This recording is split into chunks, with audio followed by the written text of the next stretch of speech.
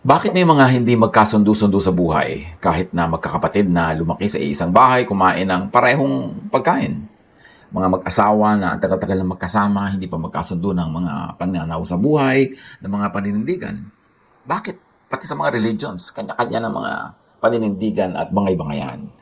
Ang ating pag-aaral ngayon, at i-apply nyo agad sa inyong mga buhay kung meron kayong mga kakaibang karanasan sa kapwa, sa kasama na magkakaiba kayo ng pananaw, kanya-kanyang realities. Yan ang ating pag-aaralan sa tulong ng Espiritu ng Diyos. Numbers 22:21-35 ang ating babasahin, puta-puta putol-putol, kasi i-discuss natin ng installment. 21. Kinabukasan ng umaga, inihanda ni Balaam ang kanyang asno at sumama sa mga pinuno ni Balak kasama ang dalawa niyang utusan. Isang lumang kwento na babalikan natin. Ang background, itong si Balaam ay binabayaran ni Balak para isumpa niya ang mga people of Israel na ayaw naman ng Diyos na mangyari, pero sumama pa rin si Balaam nung siya ay pinasundo nitong si Balak. May dalawang kasama na mga utusan. So ang lakad na ito was against God's will. Nagalit ang Diyos dahil sa pangyayaring ito, kaya't hinadlang na ng anghel ni Yahweh ang daraanan ni Balaam. So the angel of the Lord stood on the way. God was opposing Balaam's travel. At pag sinasabi dito sa Old Testament yung angel of God, hindi mo maintindihan kung angel sent by God or a God mismo in angelic form. In any case, yun ang ating i-consider when we say anghel ni Yahweh. So God was opposing Balaam's travel, very, very obviously, because the angel of the Lord stood in the way to oppose that travel. Balaam was riding on his donkey, and his two servants were with him. Nakatayo sa daan ng anghel, hawak ang kanyang tabak. Nang makita ng asno ang anghel, lumihis ito ng daan at nagpunta sa bukirin. Kakaiba ang nangyari sa kwentong ito, yung anghel na humaharang sa kanilang paglalakbay ang nakakita yung donkey. Only the donkey, the mode of transportation, sees the opposing angel of the Lord. Balaam and the two others, the two servants, do not see the angel of God. So makikita natin dito na localized, minimized ang involvement ng angel, ang nakakakita lang ay yung donkey. At dahil tumigil ang donkey at umiiwas dito sa anghel na nakaharang, Balaam bit it to get it back on the road.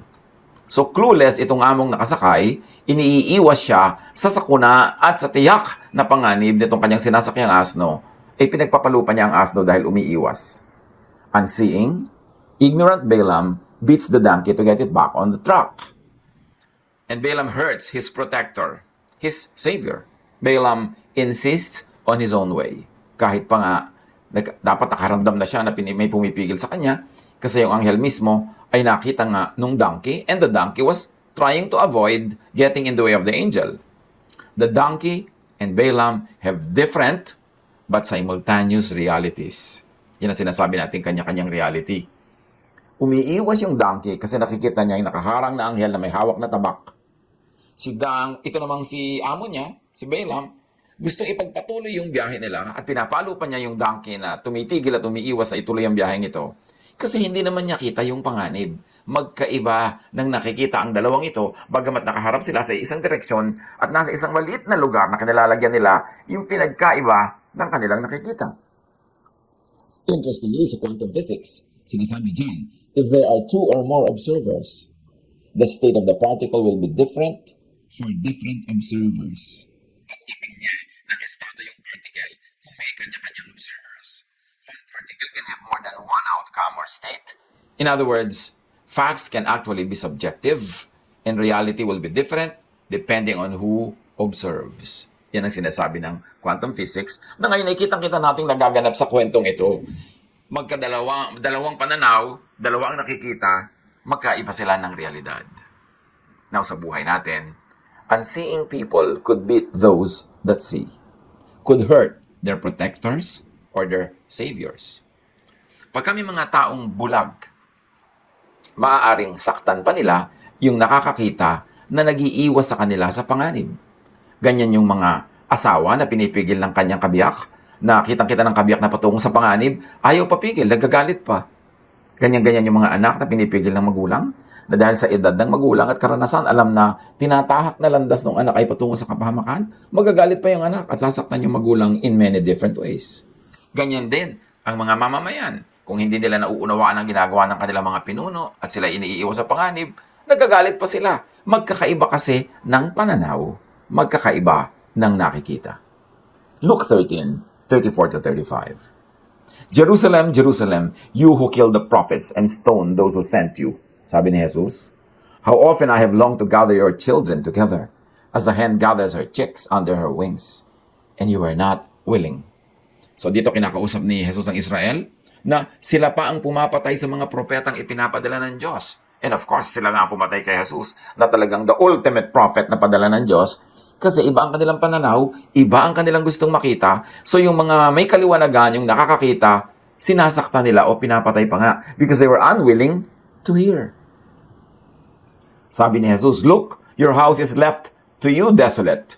I tell you, you will not see me again until you say, blessed is he who comes in the name of the Lord.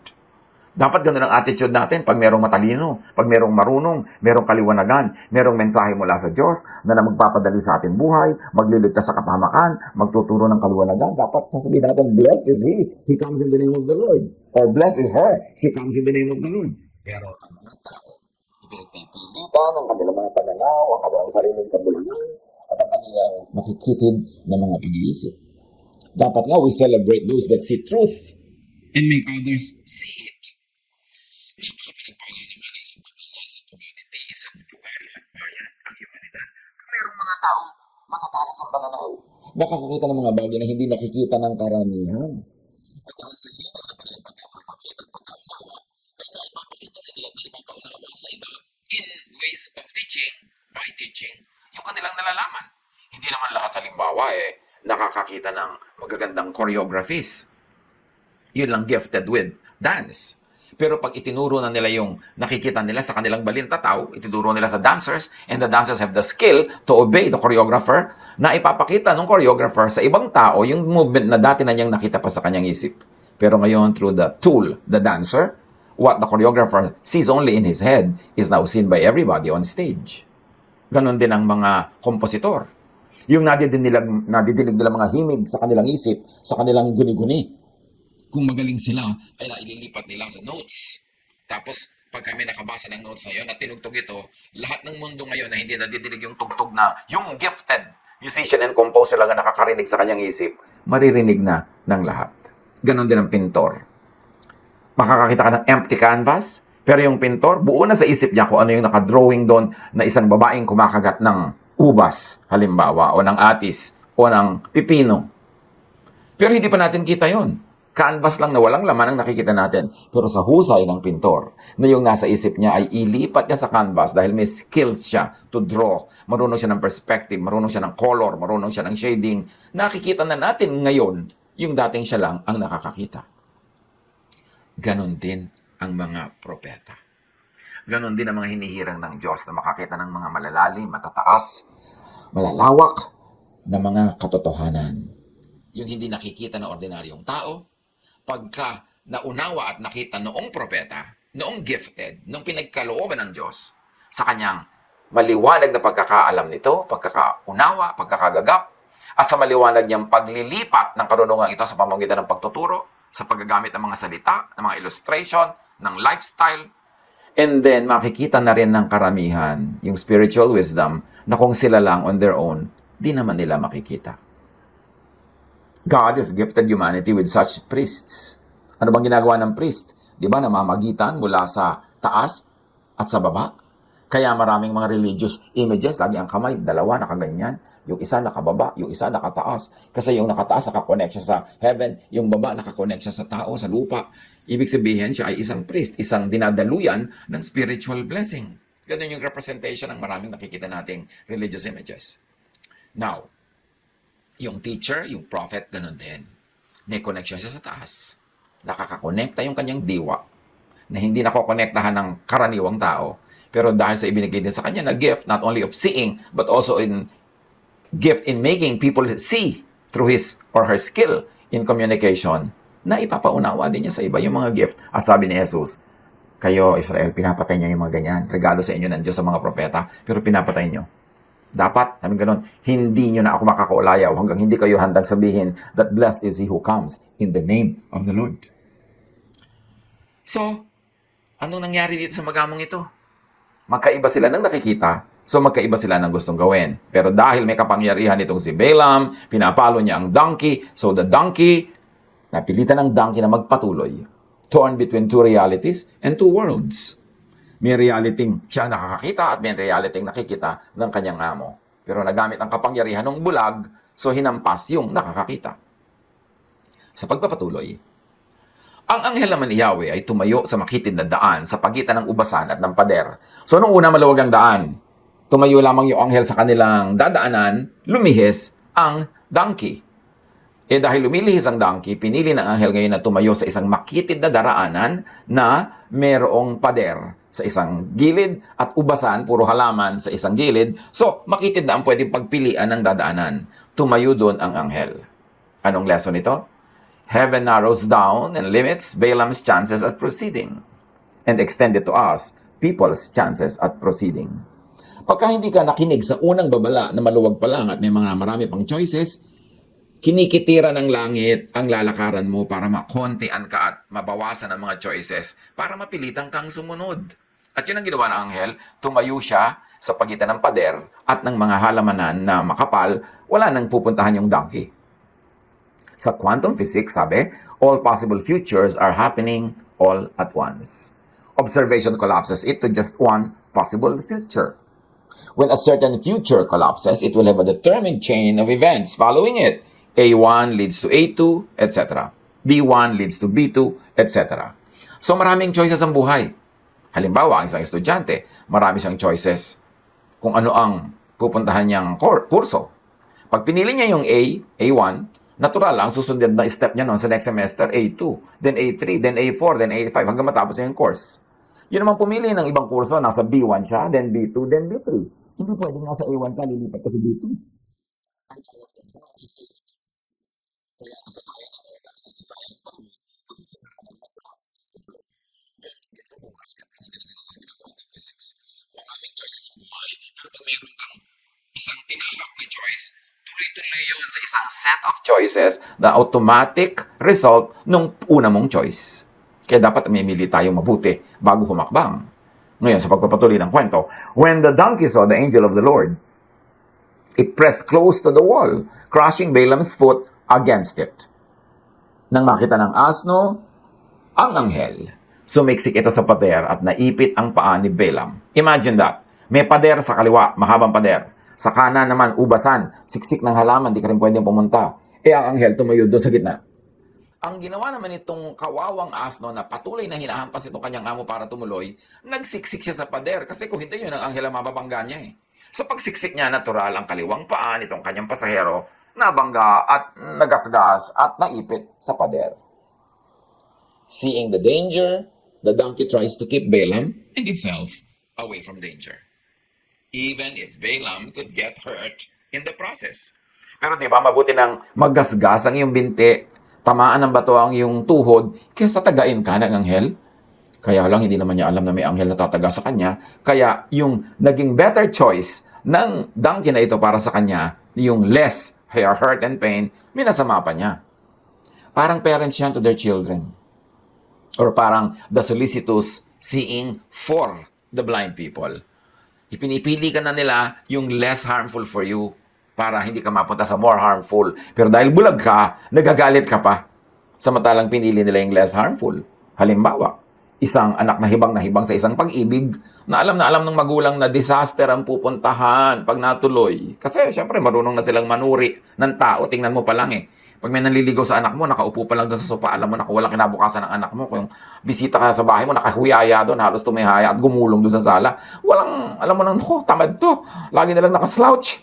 At saka bisita pa lang siya dito, masyado lang at ease. So, may mga parameters para matingnan mo yung character. Although hindi naman 100% correct yung parameters na yan. Pero 99% correct.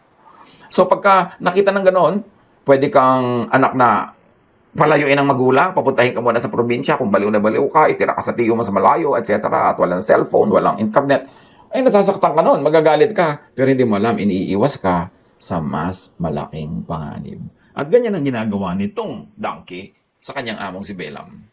O anong nangyari sa pagpapatuloy na ating pagbabasa? Kaya't muli itong pinalo ni Balaam. Pinagmamalasakitan na nga siya, pinalo pa niya. Ngunit ang anghel ay humarang muli sa lugar na wala nang malilihisan ang asno. So pinalo, so nakakailihis pa rin ng konti. Meron pa rin konting space. Now the angel of the Lord leaves no room for Balaam's further advance. Ganyan ang Diyos sa buhay natin. Pag ang tikas ng ulo natin, binabawasan yung choices. Pero pag ang tikas pa rin, halos wala ka na talagang choice. Papipilitan ka na. Nang makita na naman siya ng asno, nahiga na lamang ito. Kaya nagalit si Balaam at muling pinalo ang asno. Nung wala ng choice itong si donkey, wala na siyang pupuntahan left or right, humiga na lang. That's the safest place. Kesa sagasaan niya yung anghel at tagain sila. Dahil hindi nga nakikita ni Balaam ang anghel, muli niyang pinalo ang asno. The seeing donkey takes the only option left. Lie down. That is to stop moving forward. But Balaam hurts the donkey once more. The more the seeing tries to save the unseeing, the more the stubborn blind hurt their Savior. Ngunit, pinagsalita ni Yahweh ang asno sa wakas. Itinanong nito kay Balaam, ano bang kasalanan ko sa iyo? Bakit 3 beses mo na akong pinapalo? First, the Lord opened the donkey's eyes only. It could and should have been enough kung nakiramdam lang sana si Balaam. Pero kulang pa yung mata lamang. Binuksan na rin pati bibig. Makikita nyo na kung nakinig lang sana tong si Balaam sa simula pa lang, tama na dapat eh. Yung bumalik na sila, wala nang lecture, wala nang paluan. Pero ang pilit, so ngayon, dumating na sa ganito, humantong na sa ganito. Those with open eyes, those who see, are also given the gift of speech, as we have seen. Ipinakita sa iyo ng Diyos ang katotohanan, bibigyan ka rin niya ng bibig para magsalita. Lalo't matigas ang ulo noong hindi pa makuha sa pakiramdam. Kailangan pa talagang turuan clearly, may kasamang gift of speech, yung gift of seeing. And all of that para mailipat sa mga bulag at sa mga bingi yung katotohanan na dapat nilang marinig. It should be profitable for the unseeing to hear those that see and to see through those that see. Malaking biyaya sa atin pag merong marunong na nagtuturo sa atin, merong maalam, merong may karanasan, merong may edad, merong spiritual discernment, kasi tayo ang makikinabang sa kaliwanagan nila.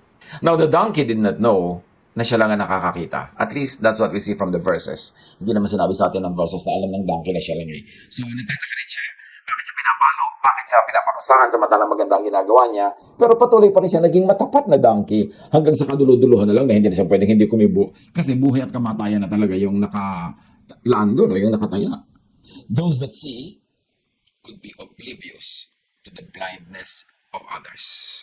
Pwedeng, dahil nakakakita ka, hindi ka aware na bulag yung iba. Sinabi ni Balaam sa asno, pinalo kita sapagkat ginagawa mo akong hangal. Kung may tabak lang ako, baka napatay na kita. Lucas talking. Iniiwas siya ng asno sa tabak. Pero siya, kung siya ang may tabak, tatagain niya yung asno. The unseeing could be so set in their own vision, could be more destructive if only they could. Ganun yung mga hindi nakakakita, yung mga bulag. Sobra silang decided na sila ang tama, sila ang nakakakita. Kung sakasakali lang na mas makapagaling pa sila, mas makakapanakit pa sila yan ng bulag na yan. Sinabi ng asno kay Balaam, hindi ba't ako ang iyong asno? At sa simula pa'y ako lang ang sinasakyan mo? Ginagawa ko ba ito sa'yo? Hindi, sagot ni Balaam. So the donkey appeals to history, to track record of faithfulness and correctness. Yung mga Balaam dyan, dapat i-apply ito, no? Apply this to parents, to guardians, to teachers, to leaders.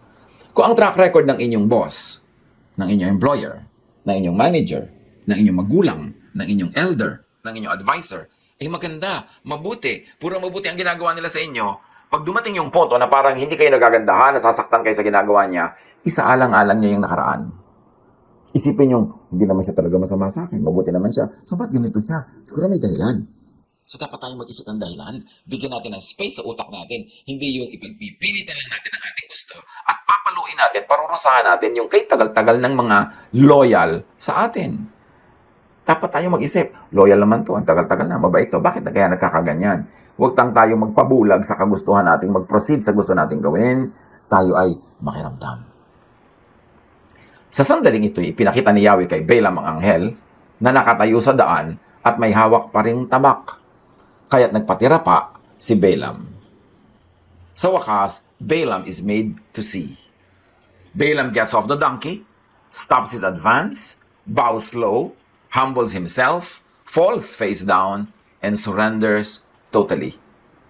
Nung makita niya yung anghel, kinilabutan siya na siya pala kanina pa pinagmumuntik-muntikan ng mga taga. Sa wakas, lumagay siya sa tamang dapat niyang kalagyan. Tinanong siya ng anghel ni Yahweh, bakit 3 beses mo nang pinalo ang iyong asno? Sadyang humaharang ako sa daan sapagkat mali ang binabalak mong gawin. Tuwing makikita ako ng asno ay lumilihis ito. 3 beses na niyang ginagawa ito. Kung hindi siya lumihis, baka napatay na kita. Ngunit siya'y hindi ko sasaktan.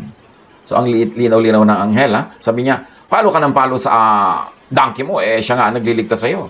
Kung talagang hindi pa siya lumihis at hindi siya tumigil, tatagain kita. Pero siya, hindi ko tatagain. Kasi ikaw naman yung guilty at hindi siya. Why beat the donkey that sees, that serves you well, that defers to the angel of the Lord, that saves you? I-apply natin yan agad sa buhay natin, mga kapatid. Sino ang mga donkey sa buhay natin na mas nakakakita, mas malinaw ang isip, mas may concern sa atin, at kahit na pinaparusahan natin, pinapahirapan, tinitikis, ay patuloy pa rin nagmamalasakit sa atin. I-apply agad dyan. Sino? Dapat nyo yan mahalin, dapat nyo alagaan, hindi paluin at hindi natin gawa ng masama.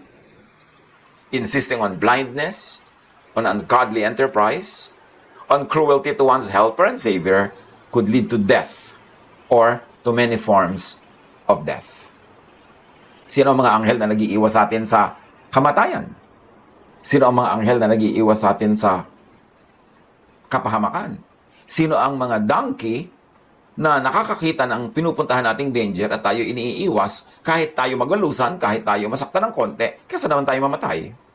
Sino ang mga donkey dyan na pinaparusahan natin, pinapagalitan, pinapalo natin, samantalang iniiwas na nga tayo sa kamatayan?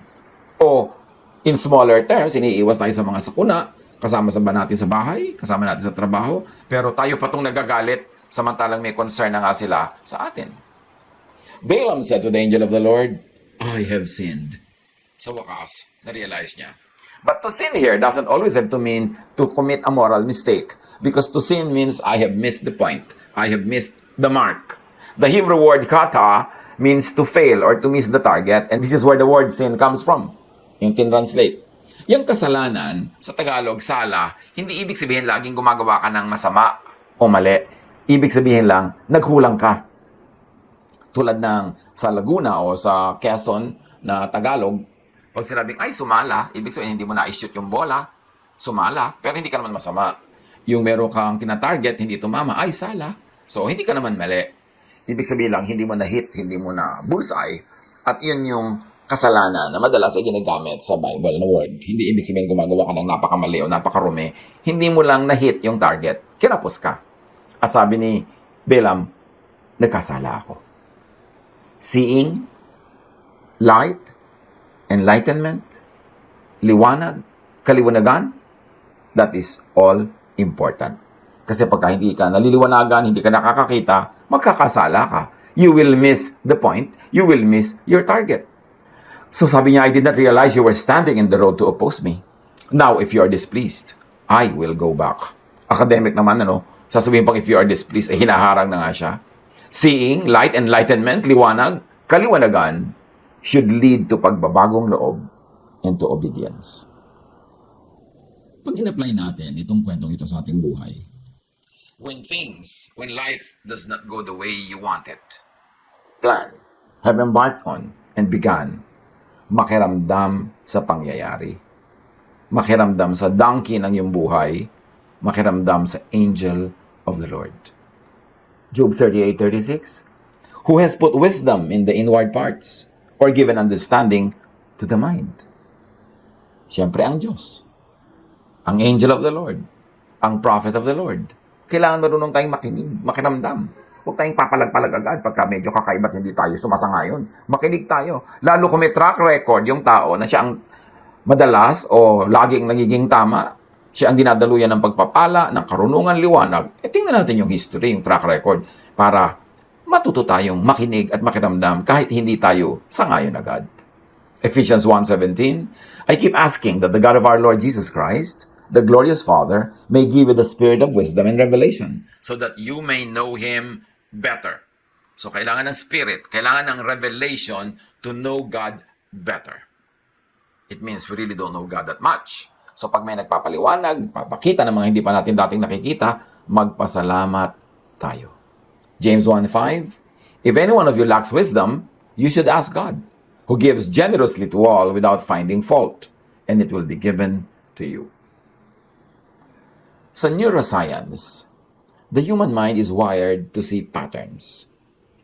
Not only does the brain process information as it comes in, it also stores insights from all your past experiences. When we subconsciously spot patterns, the body starts firing chemicals in both the brain and gut. And these are what give us that instant sense that something is right or that it's off. So yan yung tinatawag natin na mga naramdaman mo, yung meron kang kutob. Dahil sa karanasan ng ating isip, marunong na siya mag-process. Nakakakita na siya ng pattern. Meron ng mga alarm bells. Kumakalembang ang mga warning pag yung isip natin nakakakita ng pattern. Ay, ang pinupuntahan nito, danger. Ay, ang ganyang usapan, pupunta sa kabastusan. Ay, itong ganitong mga pagbulog-bulong at pagngiti-ngiti, pupunta sa pangungutang. Natatandaan na yun ang brain natin. Wina-warning na tayo. So, dapat tayong makinig. Pag may pattern, ang pagpigil, pagharang sa'yo, ang kabiguan, frustration, ang pain, makiramdam sa pangyayari, sa donkey, sa angel of the Lord. Tulad na nakakailang beses nang yung donkey niya umiiwas, gumagawa ng paraan, may pattern na eh. Dapat naramdaman na niya na may nangyayari. Hindi naman ito basta ganito lang, hindi naman siya dating ganito. So dapat alam mo na merong danger na pinapasok ka. At sa buhay natin, i-apply natin yung ganyang pakikiramdam. Minsan, hindi mo alam, bakit kaya bigat ang dugo ko sa tao na ito? Bakit kaya wala akong tiwala sa kanya? Wala naman akong pruweba na hindi siya honest. Bakit kaya may kutob na ako? Kasi bukod sa alam ng utak mo, yung subconscious mo, may mga library yan ng information na pag nakakakita na siya ng pattern, naranasan nyo na kasi, nalaman na niya nung araw pa sa mga karanasan mo, na kahit nalimutan mo, na yung ganitong mukha, yung ganitong ugali, yung ganitong ayos ng tao ay pupunta yan sa sasaktan kanya, natatandaan nyo ng subconscious. Natatandaan ang brain natin. Kaya tayo binibigyan ng warning. Tapos pag hindi ka nakinig sa warning na yon, nagpauto ka pa rin, nasaktan ka pa rin, na 1, 2, 3 ka pa rin, sasabihin mo, ay, kaya pala, parang may nararamdaman ako. Yung mga ganong mga kutob-kutob. Kaya dapat tayong marunong makinig sa ganon. Sigurado naman na itong Balaam na to, kinutuban na sa mga nangyayaring pagsuway sa kanya ng kanyang donkey eh. Kaya lang sobra siyang determined sa kanyang personal interest to go on, kaya hindi siya nakinig sa kutob, hindi siya nakinig sa babala. Proverbs 16:25, there is a way that appears to be right, but in the end, it leads to death. Kahit ngayon sa kwaran, there are ways that appear to be right or to be easy or convenient, but it leads to death. Mag-isip-isip tayo kung saan pumupunta ang mga ginagawa natin, ang ating behavior. Proverbs 2:3-5, indeed, if you call out for insight and cry aloud for understanding, and if you look for it as if for silver and search for it as if for hidden treasure, then you will understand the fear of the Lord and find the knowledge of God. Proverbs 4:7, the beginning of wisdom is this, get wisdom. Though it cost you all you have, get understanding. Sa psychology, sabi, highly experienced individuals tend to compare patterns when making decisions. They're able to recognize regularities, repetitions, and similarities between the information available to them and their past experiences. So all of this, wired yung brain natin para tayo i-protect sa mga possible danger and possible hardships and pain. Do not trust an obsession when it clearly shows or even just remotely suggests ungodliness. And it could mean moral law is being broken or natural law, common sense, is being broken. Psalm 111:10. The fear of the Lord, which we should also read as common sense, yung fear of the Lord, is the beginning of wisdom. All who follow His precepts have good understanding. So do not trust an obsession when it clearly shows or even just remotely suggests breaking of natural and scientific laws. Dapat tayong makinig. Pero wala, against common sense yata ito. Against science yata ito. Ecclesiastes 7:12, wisdom is a shelter as money is a shelter. But the advantage of knowledge is this: wisdom preserves those who have it. Dapat lagi tayong makikinig sa knowledge, sa wisdom, common sense. At pagka nagbabangga-bangga yung religious sense natin at common sense, hindi ibig sabihin magkabangga ang Diyos at ang science. Kumisan, ang magkabangga lang yung kakayahan nating unawain at pag-isahin yun sa loob ng ating utak. Psalm 37:23, the Lord makes firm the steps of the one who delights in Him. Napaka-importante na mag-isip, makiramdam, tumingin sa patterns, sa mga babala, huwag magmaang-maangan, at huwag tayong magbulag-bulagan. Ang madalas magbulag-bulagan yung mga in love, o kaya yung mga very interested in something, yung gusto mo yung isang bagay, na fixated ka doon, na ibinayad mo na pala ang buong puri mo, buong buhay mo, lahat-lahat para makuha mo lang yun, hindi mo na-realize because you are fixated on something you like very much. That's why we should be suspicious of the things we like very much. Yan ang magiging weakness natin.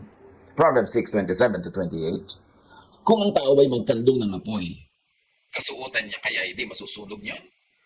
Kung ang tao ay tumapak sa uling na nagbabaga, hindi kaya malalapnos itong kanyang mga paa? So mag-ingat-ingat sa paglalaro ng apoy. Katulad nitong si Balaam, naglalaro ng apoy, nakakapaso, nakakasunog. Sa biology, sabi ng natural selection, when faced with danger and need, the careful and more observant species survived, while the less observant likely did not. So yung marunong mag-observe, marunong magbasa ng panganib, marunong makinig sa mga babala, pattern, yun ang naliligtas. Kaya tayo marunong ng pattern. Ano ba yung magulong pattern? Ayaw natin yan. Gusto natin magandang pattern, merong symmetry, merong balance. Kasi pag yung magulo yung pattern, ganun ang pattern ng mga alon na nakakalunod. Yung magulong pattern ng wind, yun ang mga nakakatanggal ng bubong, yung malilipad ka, yun ang talagang dadali ka ng buhawi. Yung mga magugulong pattern ng tubig sa ilog, yan yung pwede kang dala ng agos at malunod. Kasi under normal circumstances, pati galaw ng tubig may balance, may beauty. Ang galaw ng wind, graceful. Ang galaw ng alon, merong choreography. So, nakawire yung utak natin na pag nakakita tayo ng kakaiba, ibig sabihin ng danger. At yung marunong magbasa ng danger dahil nakakakita ng kakaiba ay maliligtas. Halimbawa, kakaiba naman itong kumari natin na to, sobrang magiliw, sobrang mabait, punta dito sa bahay, nagdadala ng leche plan, nagdadala ng mga bulaklak, nagdadala ng mga ulam. Eh yung pala may relasyon na sa asawa mo, no? Kaya kailangan makakita ka ng may pattern. Bakit kakaiba ang pattern nito? Wala na yata ito sa normal. Kasi pag wala sa normal ang pattern, you should read it as danger.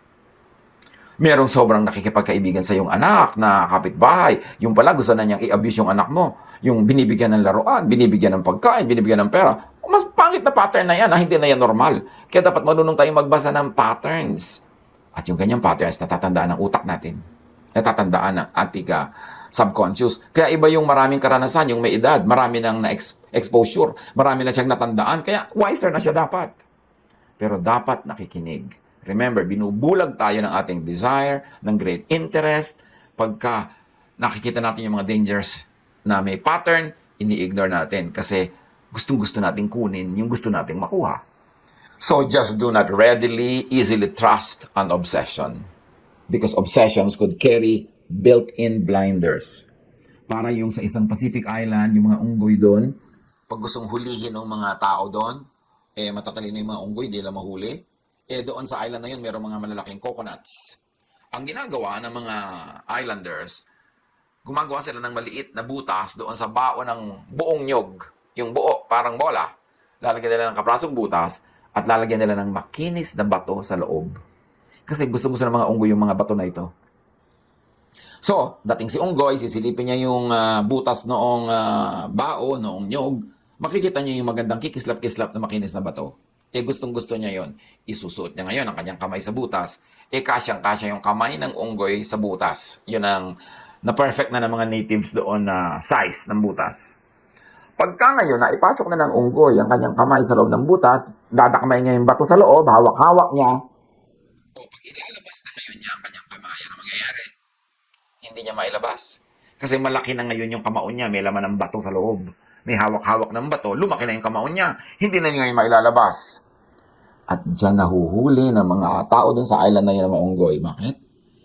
Ano man ang mangyari, magkakamatayan man, hindi nila bibitawan ang bato. Samantalang, kung bibitawan lang niya ang bato, liliit uli ang kanyang kamay, yung kanyang fist, mailalabas niya uli ang kanyang kamay sa butas at makakalayo siya mula dun sa nyug na nakatali. Kasi nakatali yung nyug, hindi niyo pwedeng dalhin yun, kaya trap nga yung nyug na yan eh. Mga kapatid, sa buhay natin, ano-ano ng kapahamakan ang sinuong nyo dahil lang ayaw nyong bitawan ang bato. Kaya sabi ni Darna, ding, ang bato. Pero yung bato ni Darna, maganda sa kanya yon. Pero doon sa unggoy, no. Diba? Minsan ayaw nyong bitawan niyang nanliligaw sa inyo yung pala kapahamakan ang susuungin. Minsan ayaw nyong bitawan yung gustong-gusto nyong bili na isang bagay hanggang nagkautang-utang na kayo. Anong mga ayaw natin bitawan? Nakapahamakan pala. Dapat nakikinig tayo sa ating donkey. Tulad nitong si Balaam, ayaw niyang bitawan yung plano niyang magbiyahe. Romans 8:6. The mind governed by the flesh is death, but the mind governed by the Spirit is life and peace. Proverbs 11:6. The righteousness of the upright delivers them, but the unfaithful are trapped by evil desires. Kaya ang desire, pagka hindi natin yan kinontrol, tayo ang kokontrolin yan. Just do not readily and easily trust an obsession, because obsession could, in and by themselves, be blinders. Yung mga plano natin, mga gusto natin, sila na mismo kumisan ang pambulag. James 1:14-15. But each person is tempted when they are dragged away by their own evil desire and enticed. Then after desire has conceived, it gives birth to sin.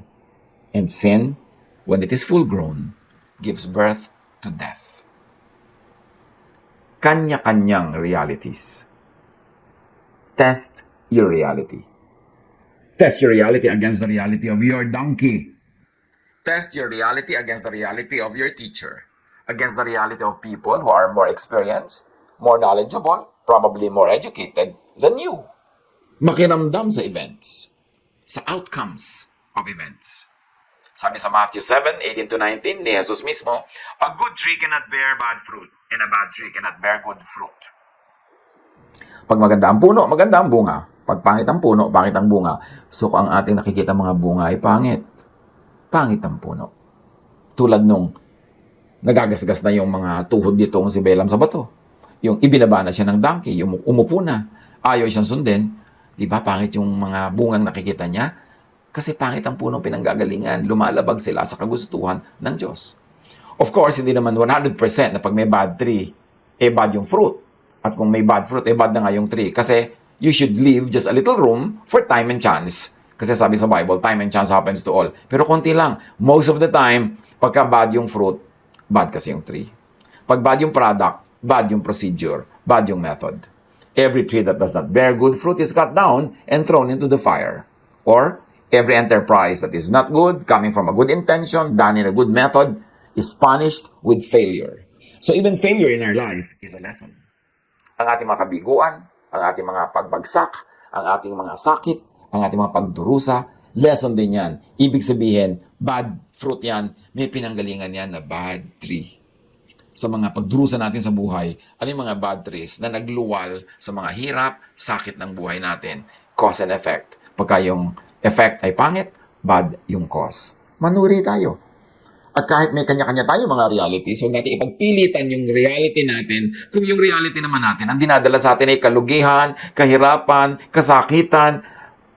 Ibig sabihin, dapat tayo magpalit ng reality. Dapat nating makita ang mga bagay-bagay from the point of view of other people who are successful, who are happy, who are convenient, who are healthy. Huwag natin ipagpilitan yung paraan natin kung eto na nga dinadala na tayo sa kutakot-takot na kahirapan at kalugihan. Kanya-kanyang pananaw. Pero kung ang pananaw nyo, nalulugi kayo, lagi, dinadala kayo sa kalugihan, be willing to look at the world, to look at life from other people's realities and points of view. Lalo kung sila ay anointed, lalo kung sila ay blessed by God with enlightenment. Paano ito i-apply sa ating buhay?